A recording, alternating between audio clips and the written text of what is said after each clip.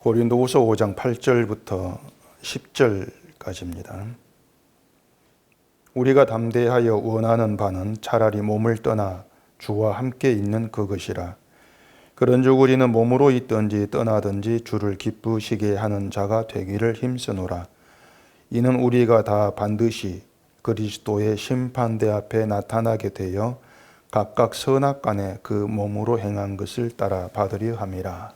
아멘. 기도하겠습니다. 우리가 세상을 살아가되 보는 것을 의지하지 않고 보이지 않는 것을 의지하는 믿음 가운데 있어야 함을 압니다. 하지만 우리 연약함들 보이는 것에 매이게 되고 보는 걸 쫓아가는 것을 또한 깨닫게 되어집니다. 이러한 불의가 예수 그리스도 안에서 어떻게 드러나야 되는가를 알게 하시고 이러한 불의의 존재로 함께한 교회가 또한 무엇인가를 알아가는 이 시간 되게 해주시옵소서. 예수님 이름으로 기도합니다. 아멘. 10절에서 사도 바울이 그리스도의 심판대 이런 말을 하고 있습니다. 예수 그리스도께서 심판주가 되시고 우린 그 앞에서 심판을 받는 어떤 그런 개념으로 이해할 수가 있죠.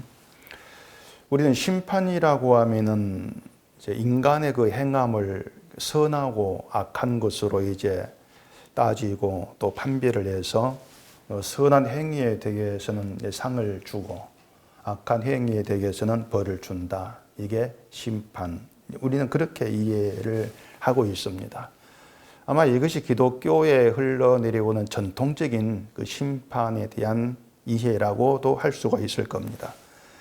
그리고 이제 마지막 때에 그러한 심판대가 마련되어 있고 모든 사람이 그 심판대에 있어서 이 땅에 살았을 때에 행했던 것 거기에 따라서 심판을 받는다. 이러한 것들이 지극히 당연하고 또 합리적이고 또 공평한 하나님 일하심이다.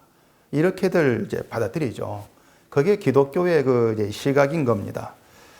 왜 그런가 하면은 선한 행위에 대해서 이제 보상을 하고 악한 행위에 대해서는 벌을 내리는 것이 하나님의 정의라고 생각을 해요.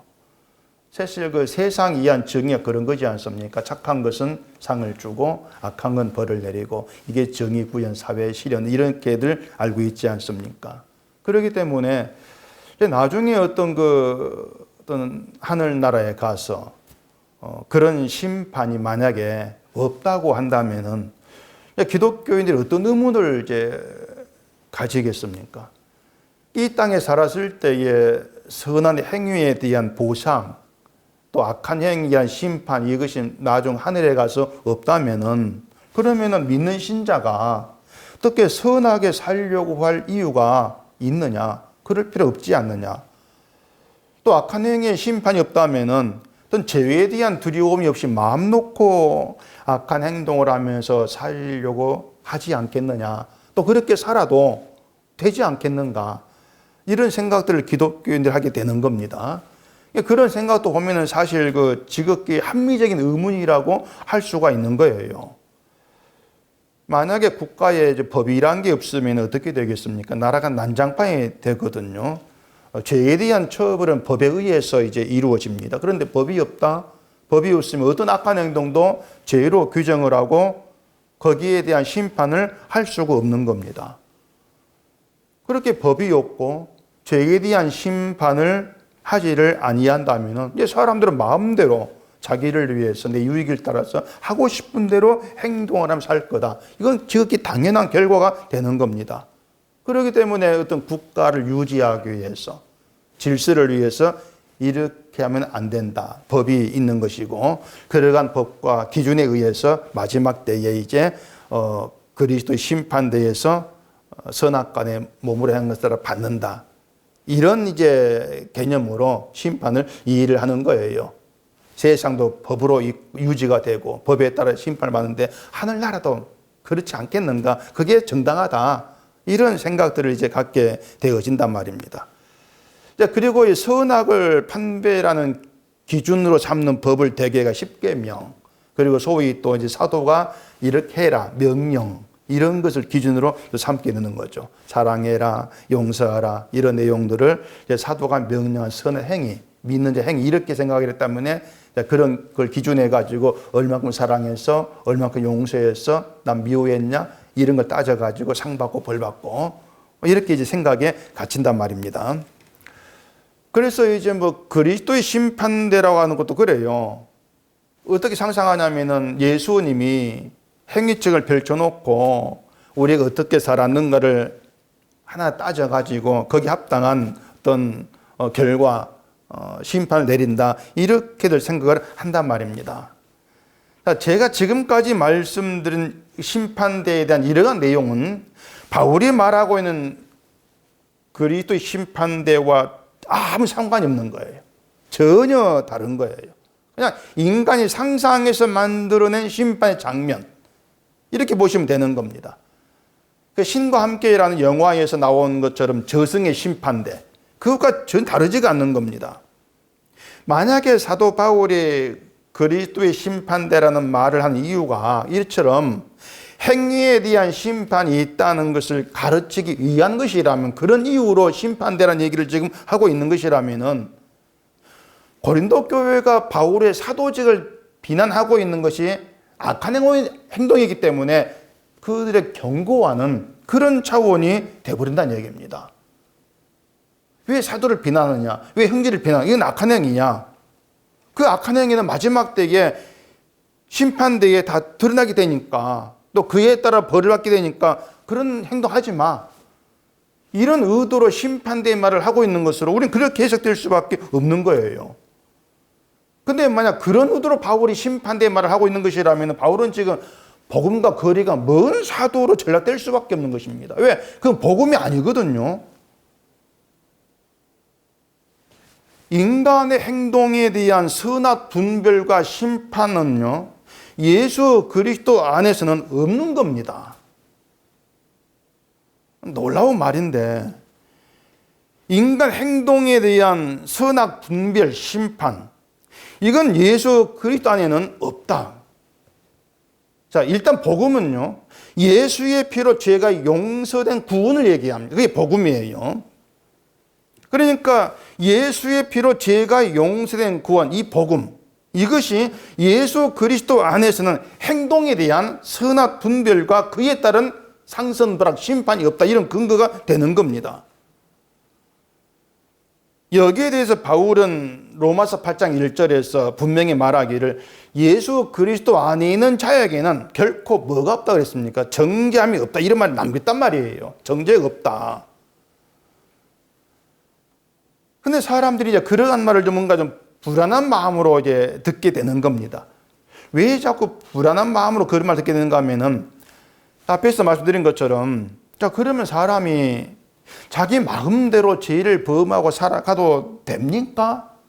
이런 생각이 들기 때문에, 아니, 어떻게 성경이 바울이 그런 식의 얘기를 했을까? 막 그런, 아닐 거야.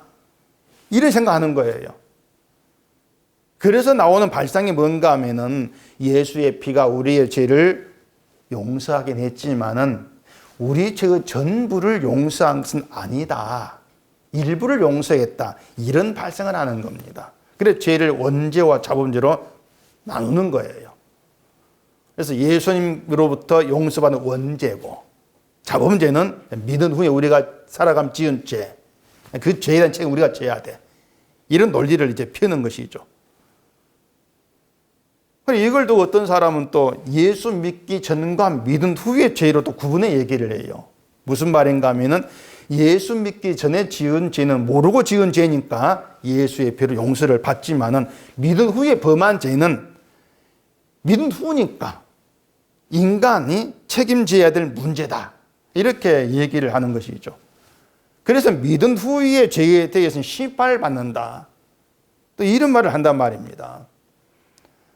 근데 그런 말들이 뭐냐면 결국 성경을 덮어버리고 성경 없다 치고 얘기를 한다면은 그게 맞게 들리는 거예요. 그게 합리적이네, 그게 맞네, 이렇게 들린단 말입니다. 근데 성경을 다 펴놓고 오면 그런 모든 생각들이 인간 불신앙이에요. 결국에는 다 불신앙이죠. 예전에 그 TV를 보면은 간혹 그 예능 프로그램에 낸시 랭이라는 여자가 나오는 걸 본 적이 있습니다. 요즘에는 안 나오던데 그 항상 어깨에 그 고양이 인형을 메고 나오는 여자가 있어요. 낸시 랭이라고 하는 사람이에요.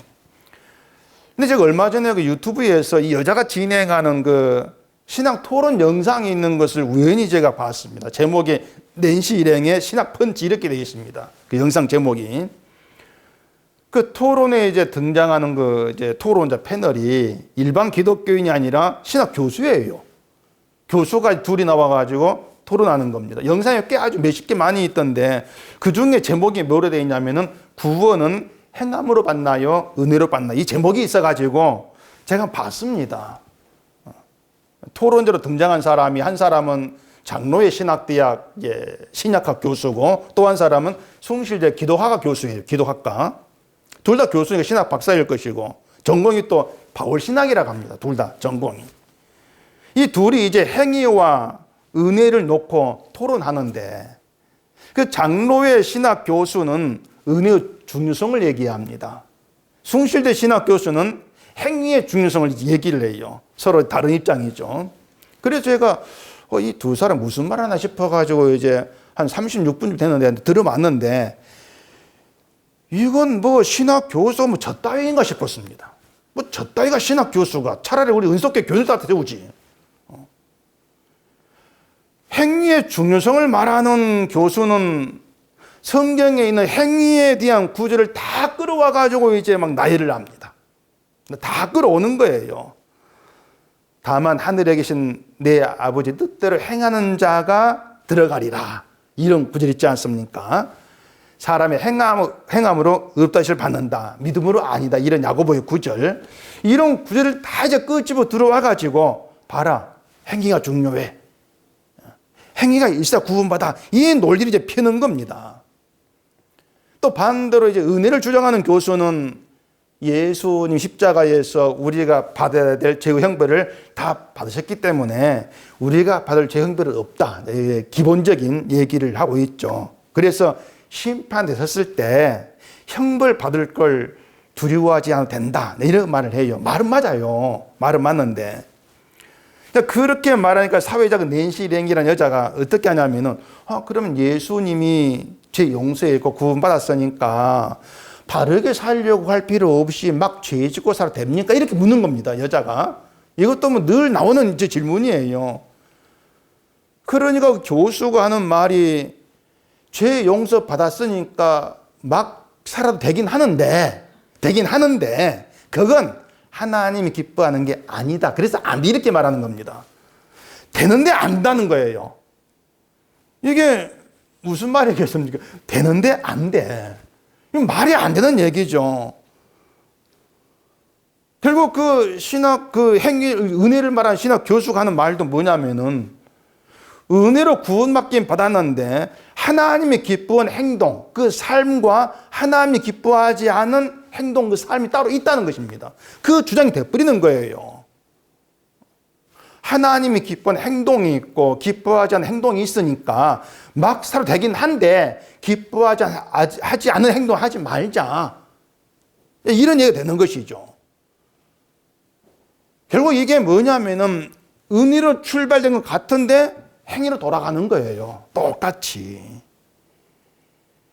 사실 교수가 뭐 그런 토론 나와가지고 유튜브에 이제 다 이제 퍼지는 것인데 죄 용서 받았으니까 죄 지으면서 막 살아도 됩니다. 이러면 어떻게 하겠습니까? 막 비난받을 것인데 다 뻔히 알 건데 차마 그런 말은 이제 못하는 것이죠.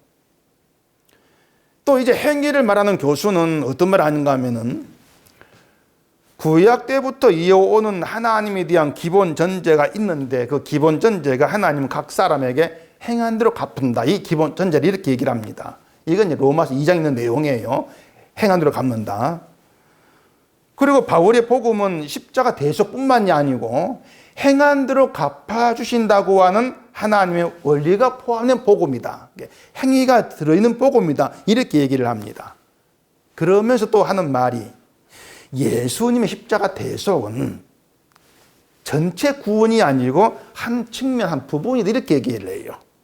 그러니까 구원을 전체로 놓고 보면은 한 분만 예수님이 대속을 한 것이 전체가 아니라 이런 얘기를 해요. 일부의 대속이다. 그렇게 말하니까 또 낸시랭이라는 여자가 그러면 대속의 몇 %입니까? 또 물어요. 몇 프로입니까? 그 교수가 그렇게는 말하지 말고 좀 난감하죠. 대답하기가 몇 프로라고 어떻게 말하겠습니까? 코미디를 하고 있는 두 사람이. 그러면서 또 이제 로마서 3장 25절에 예수를 하나님이 이제 그의 피로서 제물로 세우셨다. 이런 말을 이제 또 이쪽에서 또 기가 막힌 말을 합니다. 뭐냐면은 화목제물 이 말이 구약 용어다.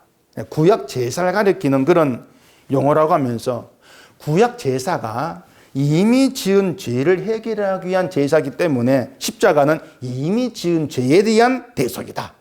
이렇게 얘기를 한단 말입니다. 그리고 하나님께서 길이 참으시는 중에 전에 지은 죄를 간과하심으로 또 이 성경 구절을 가지고는 예수님의 지은 그 대속은 전에 지은 죄를 의미하는 것이지 앞으로 지을 죄까지 의미하는 건 아니다. 문자적으로 풀어가면서 또 그렇게 얘기를 하죠. 예수를 믿을 때 과거의 모든 죄는 지워지는데 앞으로 죄까지 지워지는 건 아니기 때문에 믿는 후에는 말씀에 순종하면서 죄를 짓지 않고 변화된 삶을 살아야 돼. 그 논리를 피한단 말입니다. 다시 말해서 믿기 전에 죄는 예수님이 책임져 주시고 믿은 후의 죄는 내가 책임져야 돼. 그 뜻이에요. 결국 이 사람이 뭐냐면 인간은 죄를 짓고 안 짓고 행위가 전에 이미 죄의 컨셉에 붙들려 있다. 실상을 모른단 말이에요. 전에 지은 죄라고는 아예 죄 속에 들어있는 그 인간을 의미하는 것인데 시간을 나누는 것이죠. 성경 모르는 사람이에요. 은혜를 말한 또 교수가 기가 막힌 말 또 했어요. 숭실대 교수가 이런 일을 하는 자는 하나님의 나라를 유업을 받지 못할 것이요. 또 너희는 성령을 따라 행하라. 그리하면 육체의 욕심이 이루지 않느냐. 이런 문구를 얘기하면서 순종의 행위가 있어야 한다. 이렇게 하니까 바울이 그런 말 하는 것은 경고성의 발언이다. 이 말을 또 한단 말입니다. 장로신학교 교수가 경고성으로 한 말이야. 진짜가 아니야. 그냥 경고 겹주려고 그렇게 얘기한 거 이렇게 말하는 거예요. 죄가 예수님으로 대속되었고 은혜로 구원받는데 너희가 이렇게 하면은 하나님의 나라에 들어가지 못한다. 이런 말을 하는 것이 구원받았다는 것으로 마음 놓고 살지 못하게 하려고 마음 놓고 죄짓지 못하게 하려고 그냥 경고하는 그런 발언이다. 그런 해석이란 말입니다. 이거 뭐 보고 있자니 이 신학 교수라는 사람 둘이 앉아가지고 마치 초등학생 둘이 꼭 코미디 하는 것처럼 그렇게 들릴 수밖에 없는 거예요. 신학교 교수라는 사람의 수준이 이러하니 그 밑에 배우고 나중에 목사 된 사람들이 어떻겠느냐 말이에요. 그 양쪽 다 성경 구절을 근거해서 말하긴 하죠. 문제는 이 성경을 인간 시각에서 해석한다는 걸 모른단 말입니다.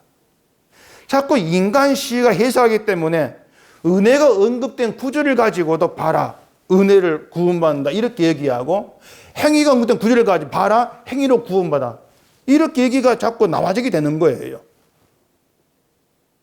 그렇게들 주장하기 때문에 은혜인가 행위인가 이러한 문제가 무슨 기독 2000년 역사에 끝나는 논쟁이다. 이렇게 얘기하죠. 근데 은혜, 행위는 이런 논쟁이 2000년 역사가 끝나지 않고 있다는 얘기가 뭐냐면 기독교 역사에서 지금껏 인간이 성경을 보면서 인간 구원을 포기한 적이 없다. 그 뜻이에요. 인간 구원을 포기한 적 없기 때문에 은혜인가 행위인가 늘 그런 문제를 싸우고 있는 것이죠. 자기의 구원에 초점을 맞추기 때문에 은혜를 선택한 사람은 은혜를 주장할 것이고 행위가 맞다는 건 행위를 주장할 것이고 그렇게 계속 할 수밖에 없는 거란 말입니다. 결국에 뭐냐면 성경은요 예수를 얘기합니다. 예수를 얘기하고 있는데 인간 성경에서 자기의 구원을 찾고 있는 거예요. 내가 구원받을 어떤 비결, 방법, 내가 복받을 거 이것만 보고 있는 거예요. 성경 구절을 보면서. 둘 다 똑같은 수준이죠. 바울씨나 뭐 정옥이 따는데 바울을 전혀 모르는 사람들입니다. 바울이 어떻게 그런 말을 합니까? 그리고 오늘 10절도 마찬가지입니다. 행위를 주장하는 사람들에게 딱 써먹기 딱 좋은 말이지 않습니까? 10절 보십시다. 이는 우리가 다 반드시 그리스도의 심판대 앞에 나타나게 되어 각각 선악간에 그 몸으로 행한 것을 따라 받으려 함이라. 선악간에 그 몸으로 행한 것을 따라 받으려 함이라. 이런 말이 있기 때문에 관심이 몸으로 행한 것을 따라 받는다. 그쪽으로 향할 수밖에 없는 겁니다. 선악간에 이렇게 얘기하니까 선을 행하면 상 받고 악을 행하면 벌 받고 그렇게 이제 생각될 수밖에 없는 거예요. 그게 인간 생각의 한계인 것이죠. 이것이 이제 우리가 세상을 떠났을 때에 심판대에 서서 있게 될 일로 그렇게들 생각을 하기 때문에 이 땅에 살아서 좋은 일 많이 해야지. 열심히 신앙 잘해야지. 이런 말들이 나오게 될 수밖에 없는 거예요. 얘기한 대로요. 인간에게 가장 합리적인 것이 뭐냐면은 자기 행위대로 결과를 받는 것이에요. 선악간에. 그래서 바울이 한 말도 그렇게들 이제 받아들이게 된단 말입니다. 근데 성경을 좀 아는 사람이 이 구절에 있게 되어지면은 그리스도의 심판대라고 하는 말이 좀 이상하게 들리는 게 맞습니다. 이상하게 들려야 돼요. 왜냐하면은 그리스도 안에서 다 용서받았는데 정죄하지 아니한다 했는데 무슨 심판되냐 이상하다 이렇게 들어야 돼요. 예수의 피로 용서받았으면 용서받은 자로 천국에 들어가면 되는데 심판해야 될 것이 뭐가 있느냐. 없다면 심판대라고 하는 것도 필요없지 아니하는가. 그런 의문이 있어야 되죠. 그래 또 사람들이 이런 해석을 만들어냅니다. 예수의 피로 용서받고 천국 들어가는데 그게 끝이 아니라는 거죠. 끝이 아니고 하나님이 준비한 게 있는데 그게 뭐라고요? 상이다. 그 상을 얘기하는 거예요. 말씀드린 것처럼 은혜로 구원받지만 구원받았다고 제멋대로 살면 안 되지 않느냐. 그래서 구원받은 자로 산 삶에 대한 보상 분명히 있다는 겁니다. 그래서 선악간에 몸으로 행한 것을 따라 상을 받는 것이 그리스도의 심판대다. 그렇게 얘기하죠. 근데 선악간에 이 말이 나오지 않습니까? 선을 행하면 상을 받는다고 합시다. 그럼 악을 행하면 뭘 받습니까? 악을 행하면은. 그리스도의 심판대는 악을 행했다고 해서 지옥 가는 심판, 그건 없다고 했어요. 그런데 악을 행한 자가 받는 게 뭐겠냐 말이에요. 그걸 두고 또 이제 하는 말이 부끄러움이 이렇게 얘기합니다. 부끄러움이다. 선을 행한 자는 상을 받지만 악을 행한 자는 부끄러운 자로 천국에 들어가고 상이 없이 초라한 자로 있게 되어진다. 이런 얘기를 또 끄집어내게 되어지는 것이죠. 그래서 이 그리스도의 심판대라고 하는 이런 말로 이런 여러 가지의 이제 생각들을 다 끄집어내고 있는데 우리가 들을 때 이것도 맞을 것 저것도 맞을 것 같은데 몽땅 다 엉터리다. 바울은 전혀 그런 의미로 얘기한 것이 아니다는 것을 먼저 여러분들이 생각하셔야 돼요. 자, 그럼 바울이 어떤 의미로 그리스도의 심판대라고 하는 말을 하고 있는지를 보십시다. 먼저 성경 한문을 보겠습니다. 로마서 14장입니다. 로마서 14장 10절. 내가 어찌하여 내 형제를 비판하느냐? 어찌하여 내 형제를 업신여기느냐? 우리가 다 하나님의 심판대 앞에 서리라. 이 로마서에서 바울이 또 하나님 심판대란 말을 합니다. 이 성경 심판대라는 말이 오늘 본문하고 로마서 두 군데서만 나와요. 근데 로마서에서 바울이 하나님의 심판대의 말을 하게 되는 이유가 있습니다. 뭐냐면 그때 그 상황이 형제를 비판하고 업신여기는 상황이 있었던 거예요. 형제를 비판하고 업신여기는 상황. 무엇 때문에 그 교회에서 형제를 비판하게 되고 업신여긴 일이 있었는지 앞에 이제 나오는데 음식 문제하고 날의 문제였습니다. 14장 1절 보십시다. 계속 펴놓고 있으세요. 몇 번 더 볼 겁니다. 로마서 14장 1절. 믿음이 연약한 자를 너희가 받되 그의 의견을 비판하지 말라. 어떤 사람은 모든 것을 먹을 만한 믿음이 있고 믿음이 연약한 자는 채소만 먹느니라. 먹는 자는 먹지 않는 자를 업신여기지 말고 먹지 않는 자는 먹는 자를 비판하지 말라. 이는 하나님이 그를 받으셨습니다. 자, 이 상황입니다. 이게 구체적으로 이제 정확히 어떤 상황이었는지는 모르겠는데 어떤 사람은 모든 음식을 먹어도 된다 이렇게 얘기하고 또 어떤 사람은 채소만 먹었다는 겁니다. 채소만 먹는 것을 믿음이 연약한 자 이렇게 얘기한 걸 보면 짐작컨대 우상점을 문제가 아닌가 그렇게 생각이 돼요. 고린도 교회도 그런 문제 있었지 않습니까? 로마에도 이제 우상은 있으니까 우상 제물에 바쳐진 고기를 먹어도 된다는 사람, 먹으면 안 된다는 사람 이렇게 편이 이제 갈릴 수가 있는 거예요. 어떤 게 우상 제물에 바쳐진 고기인지 모르니까 차라리 난 채소만 먹겠다 이렇게 이제 얘기할 수가 있다는 얘기입니다.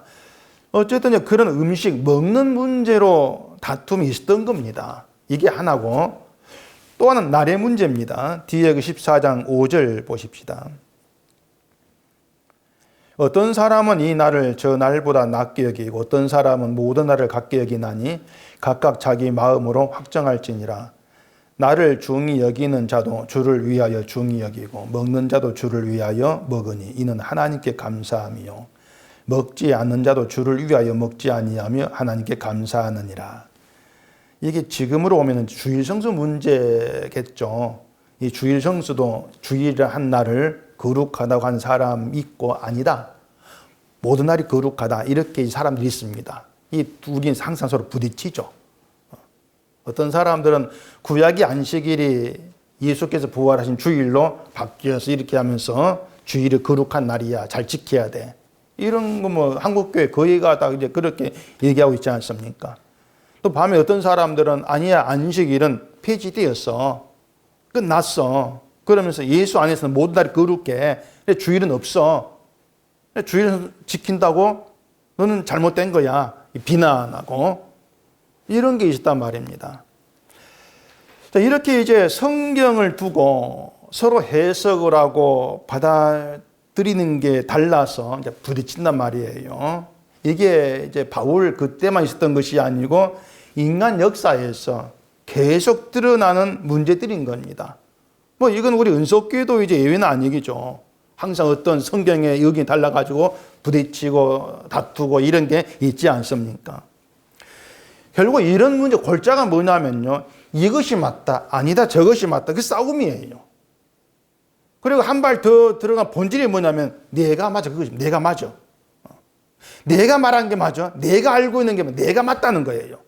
결국 뭐냐면 자기가 옳다는 것을 포기하지 않기 때문에 발생한 싸움이라. 바울은 그렇게 보고 있단 말입니다.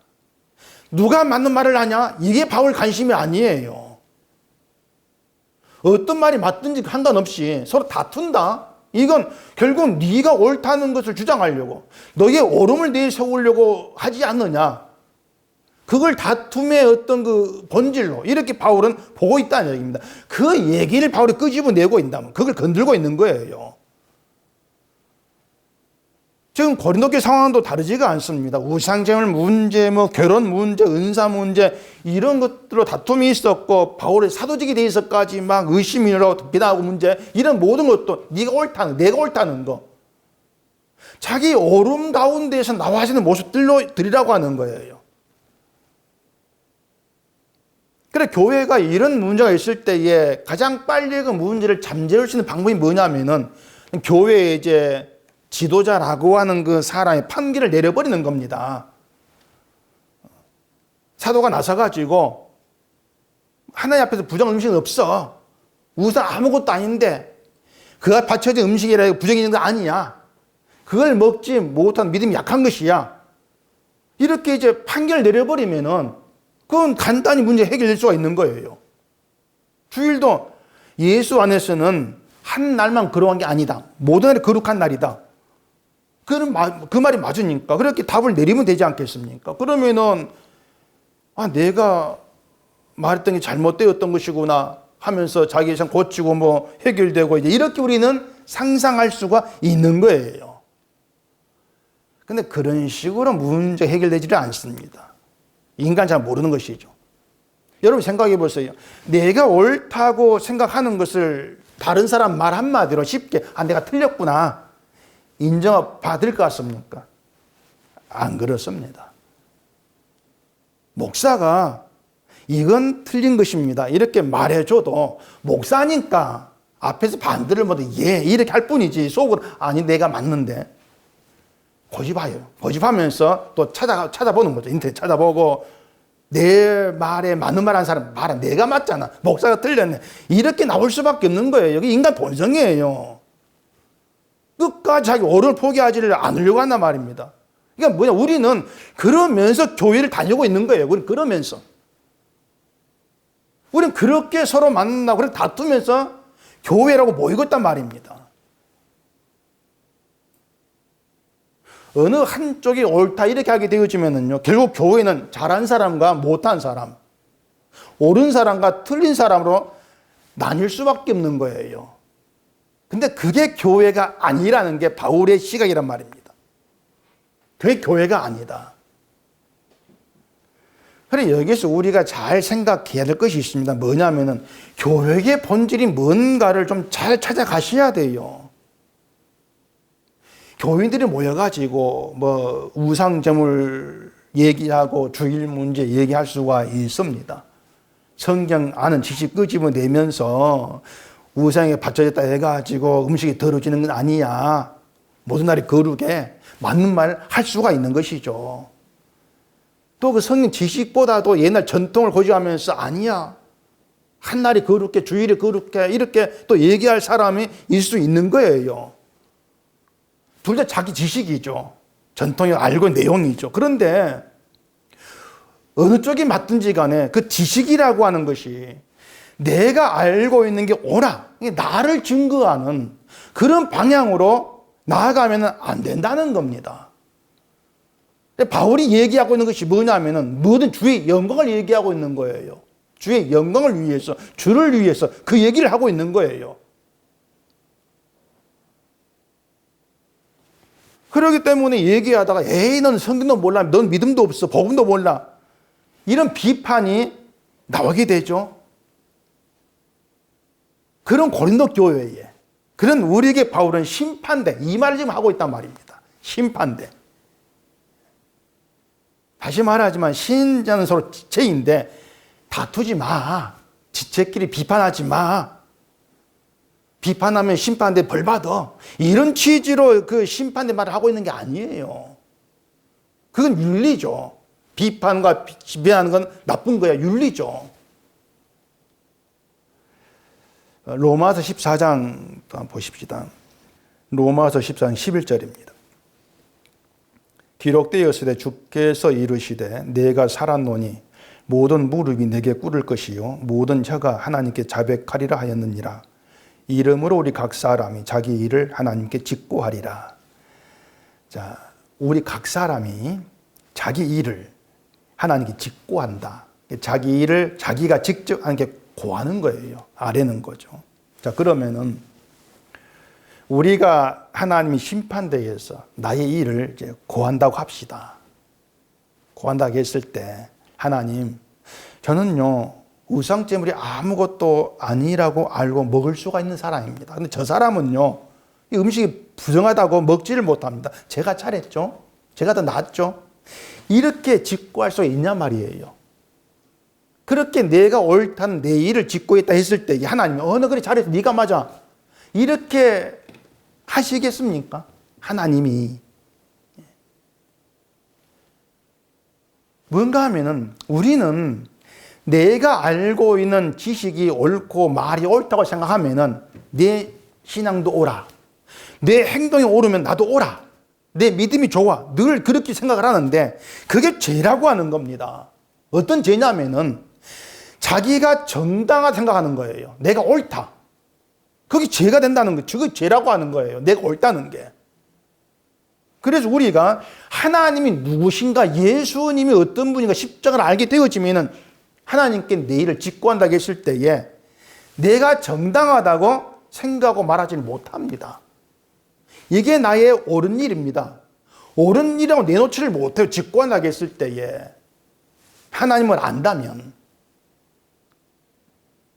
그냥 할 말 없습니다. 내 한 일은요 그냥 죄밖에 없습니다. 그게 직구의 전도가 아니겠습니까? 직구한다고 했을 때 우리가 얘기할 수 있는. 그래서 우리가 하나님의 심판대에 섰다고 했을 때에 음식이나 날의 문제를 비판하고 성경도 모른다고 없이 여겼던 것이 결국 나의 정당을 주장했던, 옳음을 주장했던 죄구나, 이렇게 드러나지는 거예요. 이게 심판대의 말이라고 바울이 취지란 말입니다. 결국 성경으로 맞는 말한 사람이나 뭔가 좀 맞지 않는 말한 사람 둘 다 쳐버리는 것이죠. 다 잘못됐어. 둘 다 자기 정당함을 따지니까. 그게 죄야. 그게 바울의 복음의 시각이에요. 우리는 그렇게 보지를 못하죠, 그런데. 왜냐하면 심판대 앞에 서지를 않는 거예요, 우리는 자꾸. 형제를 업신여긴 형이가 죄가 되어 심판하는 것이 아니고 늘 내가 정당하다고 생각하는 것이 예수님의 십자가 은혜를 멸시하는 것이기 때문에 그게 죄가 된다는 것입니다. 그래서 우리가 성경을 바르게 안다, 내가 바른 행동을 한다, 그렇다고 해서 자랑할 게 없는 거예요. 그게 심판대 앞에 있는 모습이란 말입니다. 자랑할 게 없구나. 오히려 나는 바르게 살고 신앙생활도 잘하고 성경 잘한다고 하면서 내가 옳다고 정당하다고 저 사람보다 나은 신앙이라고 이렇게 생각하는 것에 심각성을 가져야 돼요.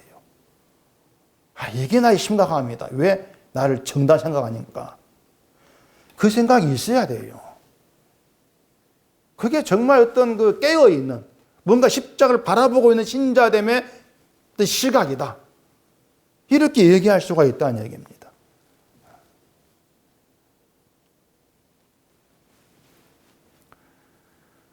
그래서 바울이 하나님의 심판대 또 그리스도의 심판대 이 얘기를 이제 하고 있는 것은 얘기한 대로 자꾸 우리가 인간의 어떤 행위나 말이나 그런 것들을 따지면서 옳고 그름으로 나누는 것을 지적한다. 이렇게 보시면 돼요. 바울은 어느 한쪽 편을 듣는 게 절대 없어요. 예수 편에 서가지고 늘 자기만 보고 살아가는 모든 인간을 다 지적하고 치고 있다. 그게 바울이고 그게 복음이고 그게 성경이다. 이렇게 볼 수 있어야 돼요. 그게 복음의 세계에 들어가 주를 바라보고 있는 신자됨의 모습이라 할 수 있는 것이죠. 우리가 살고 있는 건 예수 그리스도 아닙니다. 의의 세계예요. 의의 세계. 의의 세계를 산다면은 우리의 오늘 중심은 예수님의 행하심만 의가 되는 겁니다. 그걸 잊으면 안 돼요. 우리가 생각할 때 아무리 천하의 바른 선한 행동을 했다 할지라도 그걸 의로 내세울 수가 없는 게 주님의 의다. 예수님의 의는 우리의 모든 걸 박살내버린다. 깔아뭉개버린다. 그만큼 높은 거, 우리가 행낼 수 없는 것 주님의 의다. 그 생각이 바뀌어 있어야 돼요. 그렇지 않으면 우리는 내 의를 가지고 남을 칩니다. 비판하고 업신여기고 그렇게 나갈 수밖에 없는 거예요. 그런 식으로 우리는 십자가를 멸시하고 살아가기 때문인 것이죠. 그걸 자꾸 눈치를 못 채는, 보지를 못하는 게 그게 더 큰 문제인 거죠. 요한복음을 보십시다. 요한복음 5장 22절입니다. 아버지께서 아무도 심판하지 아니하시고 심판을 다 아들에게 맡기셨으니 이는 모든 사람으로 아버지를 공경하는 것 같이 아들을 공경하리 하려 함이라. 아들을 공경하지 아니하는 자는 그를 보내신 아버지도 공경하지 아니하느니라. 내가 진실로 진실로 너희에게 이르노니 내 말을 듣고 또 나 보내신 이를 믿는 자는 영생을 얻었고 심판이 이르지 아니하나니 사망에서 생명으로 옮기느니라. 자, 거기 보시면요, 아버지께서 아무도 심판하지 아니한다 이렇게 얘기합니다. 심판이 사라진 게 아니에요. 심판을 아들에게 맡기신 거예요. 아들에게 맡겼다. 근데 아들은, 예수님은 십자가에서 대신 죽으심으로 우리가 받을 심판을 대신 받으셨어요. 다시 정리해 보세요. 하나님은 심판을 아들에게, 예수께 맡겼습니다. 그러면 예수님이 심판을 하셔야 되는데, 그 예수님이 십자가에 대신 죽으심으로 우리의 심판을 대신 받아버린 거예요. 그러니 심판이 있습니까? 없습니까? 없는 것이거든요. 심판이 없어요. 자, 여기서 오해하면 안 되는 것이, 심판이 없으니까 예수를 믿지 않은 자도 심판받지 아니한다, 그 뜻은 아니란 얘기입니다. 절대 그건 아니에요. 뭐냐면 하나님이 심판하신 죄가 우리가 생각하는 죄와 다르다는 겁니다. 죄가 달라요. 좀 어렵지 싶은데 어려워도 좀 잘 새겨 들으실 내용입니다. 하나님이 심판을 아들에게 맡겼는데 그건 하나님이 심판 귀찮아 그 뜻이 아니고요. 아들을 공경하라는 거예요. 아들 공경해라. 그게 심판 맡긴 이유예요. 그리고 아들 공경한 자가 진심으로 하나님을 공경하는 것이다, 그렇게 얘기합니다. 그러니까 아들 떼어놓고 예수 떼어놓고 난 하나님 공경할래요, 안 통하는 거예요. 아들 떼어놓고 자기가 하나님을 공경에 나선 것이 유대이지 않습니까? 유대교. 자기들 제사 율법으로 아버지 공경하겠다. 그런 공경을 하나님 안 받는다는 겁니다. 왜냐하면 어떤 식으로 공경을 한다 할지라도 아들 공경하지 않으면 나를 공경하지 않는 것이다. 그런 거 뭐다? 그게 심판이란 거예요. 그게 심판이다. 그래서 심판을 받고 지옥 가는 죄는요, 남을 미워하고 비판하고 시기하고 다투고 그런 저 행실, 그게 지옥 간 심판 죄가 아니고 아들을 공경하지 아니하는 거, 이게 지옥 가는 죄가 되는 거예요. 아들 공경하지 아니하는 거. 그러면은 무엇이 아들을 공경하는 것이냐면요, 어린 양으로 오신 예수님이 십자가 죽으심으로 이루신 모든 일을 우리가 믿는 겁니다. 믿고 의지하는 게 아들을 공경하는 거예요. 예수님이 이 땅에 오신 일들, 이루신 일들, 이걸 믿기 때문에 그 예수님의 공로 앞에서 자기의 행위로 인한 의와 공로는 다 사라진단 말입니다. 나는 아무 공로 내세울 게 없습니다. 그냥 주님의 공로만이 내 의고 나의 구원입니다. 그게 예수를 믿는 거예요. 이러한 믿음을 따라하지 아니한 모든 걸 죄라고 합니다. 아무리 선을 행한다 할지라도 그런 믿음 가운데 있지 않으면 그 죄라고 하는 거예요. 그게 바울의 말이에요. 그러니까 결국에 그 아까 장신대 교수나 숭일대 교수가 죄를 모릅니다. 결정적으로 죄를 몰라요. 십자가도 모르고 복음도 모르고 바울도 몰라요.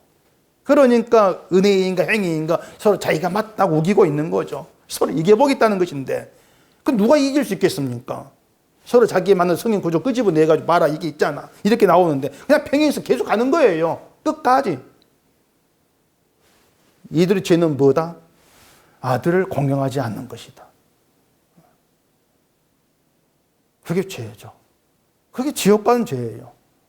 그러니까 죄라고 하는 것은 교회를 다니고 안 다니고 기독교인 기독교인이냐 불신자 갈라지는 게 아니에요. 교회고 뭐가 다 통틀어 그 안에서 아들을 공경하는가 공경하지 아니하는가 이걸로 그냥 나눠버린다는 얘기입니다. 양반에서 나눠지는 것처럼.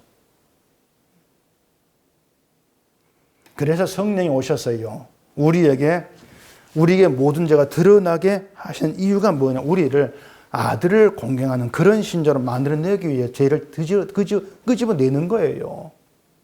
아들 공경하라고.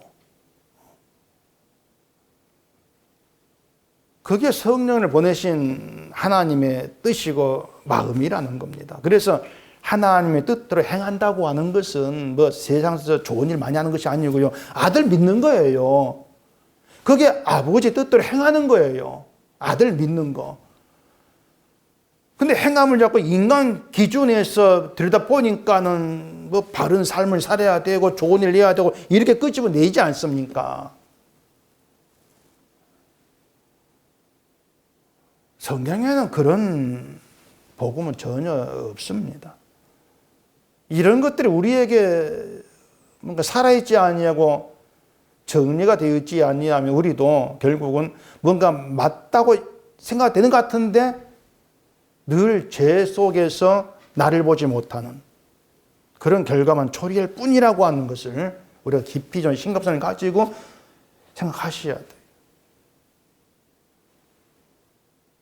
그리고 바울이 심판대 앞에서 각각 선악간에 그 몸으로 행한 것을 따라 받으려 함이라고 하는데 우리가 몸으로 선을 행했던 악을 행했던 몸이 기준되었을 때 받게 되어지는 것은 뭐겠습니까?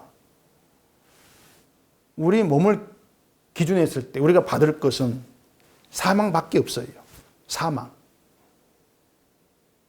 선악간이라고 하는 건 하나님이 인정한 선, 그 뜻이 아니에요. 우리가 나누고 선악간에 어떤 선을 들고 나와도 우리가 받을 것은 사망밖에 없다. 그게 인간됨이라고 하는 거죠. 선하게 살았으니까 구원받고 상을 받지 않겠는가 이렇게 기대하는 것이 예수를 믿지 않고 십자가 보지 않은 죄라고 하는 거죠. 그래서 그리스도의 심판대에서 우리가 받을 것, 내 행위를 따라 받을 건 죽음뿐이다. 그래서 나는 십자가에서 이루신 예수의 공로만 의지한다. 이게 바울의 믿음이란 말입니다. 그렇게 오면은요, 그리스도의 심판대라고 하는 것은 죽음 이후의 문제로만 생각될 것이 아닌 겁니다. 우리가 십자가 앞에서 우리의 죄를 자각하게 되어지면서 내가 받을 것은 죽음밖에 없구나. 이걸 깨닫고 그런 내가 예수님이 십자가 이루신 은혜만 의지하고 소망하기를 소원하게 되어지는 것. 이게 날마다 그리스도 심판대 앞에 살아가고 있는 거예요. 우리가 심판대 앞에 늘 선자로 살아가야 한다는 것이죠. 그렇기 때문에 신자는요, 그리스도 심판대 앞에 선자로 만나고 함께하는 그게 교회예요. 심판대 앞에 선자로. 그렇다 했을 때에 고린도 교회가 시비한 것처럼 저 사람은 자기가 한 말 안 지키네. 성경은 모르네. 이런 것으로 형제를 업신여기고 비판할 수 있겠냐 말입니다. 그럴 수가 없는 거죠. 그렇게 될 수가 없는 거예요. 심판에 우리가 다 같이 서 있다면은 똑같이 죽음받을 자인데 누구를 업신여깁니까? 못 나오는 거죠. 이게 와라 이렇게 이런 말을 할 수 없게 되어지는 것이죠.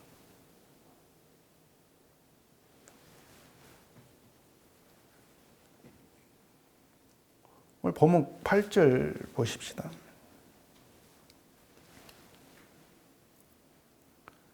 우리가 담대하여 원하는 바는 차라리 몸을 떠나 주와 함께 있는 그것이라. 그런즉 우리는 몸으로 있든지 떠나든지 주를 기쁘시게 하는 자가 되기를 힘쓰노라.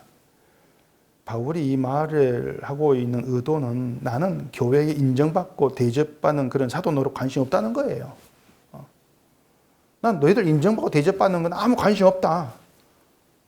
나의 관심은 주와 함께 있는 거야. 그거죠. 바울의 관심은 내가 받을 건 죽음밖에 없는데 그 죽음에서 나를 건지시고 생명 있게 하는 예수님한테 관심이 나. 그 얘기를 하고 있는 것입니다. 그러면서 난 세상에 있든 떠나든지 간에 관심은 주를 기쁘시게 하는 것이다.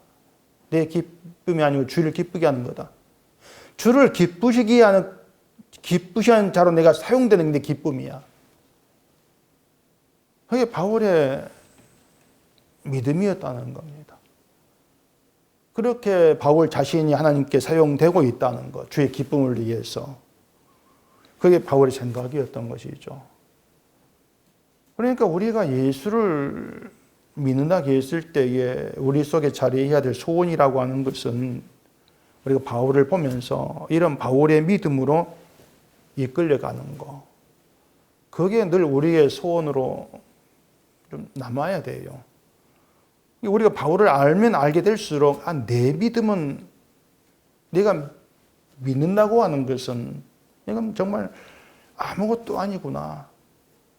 늘 이렇게 알아가면서 정말 하나님의 은총으로 선물한 그 믿음이 내 굳게 서여지고 그 믿음이 나를 다스리고 믿음에 끌려가는 그런 나로 살기를 원합니다. 이렇게 나와지는 것이 옳은 거죠. 그게 정말 의의 세계에서 죽음에서 건진받은 나를 바라보는 그런 신자됨이라고 얘기할 수가 있단 말입니다. 우리는 그렇게 믿음을 생각해 나갈 수 있어야 되는 거예요. 하나님께서 우리를 예수 그리스도 안에서 거룩한 자로 불렀다 하지 않습니까? 그것도 우리를 천국 보내겠다. 그게 목적이 아니고요. 우리를 주를 기쁘시게 하는 도구로 사용하겠다는 겁니다. 주를 공경하기 위해서 하나님 공경받겠다. 그게 우리를 부르신 하나님의 뜻이라고 하는 것이죠. 우리가 그 뜻에 순종되어진다면 우리는 주를 믿는 것, 십자가에 죽은 주만 바라보고 그 공로만 의지하고 살아가는 것, 거기에 우리의 소원이 향하게 될 수밖에 없는 거예요. 늘 그리스도 심판대 앞에 선자로 나오면서 그렇게 만났을 때에 똑같이 죽음 받을 자인데 예수의 은혜로 살았어. 동일하게 주의를 얘기한 뭘 얘기한 동일하게 주님의 은혜를 나눌 수 있는 관계. 그거죠. 그걸 교회라. 이렇게 얘기를 하고 있는 것입니다. 늘 이런 믿음 가운데에서 하나님이 나 같은 자를 불러서 주의 기쁨을 위해 사용하신다. 이것이 감사가 되어지시고 날마다 살게 하시면서 또 우리를 하나님께서 하나님 영광을 위해서 다스리시고 도구로 만들어 가신다는 그 하나님의 일에 늘 기뻐하시고 감사한 우리가 되기를 바랍니다. 기도하겠습니다. 우리 아버지 하나님, 우리를 이 땅에 살아있게 하신 모든 것이 우리를 위해서가 아니고 주를 기쁘시게 하기 위함인 것을 날마다 깨닫는 자로 살게 하시고 죽음밖에 받을 것이 없는 우리들에게 예수님의 의를 받게 하신 그 은총으로 감사하며 살아가는 저희가 되게 해주시옵소서. 예수님 이름으로 기도합니다. 아멘.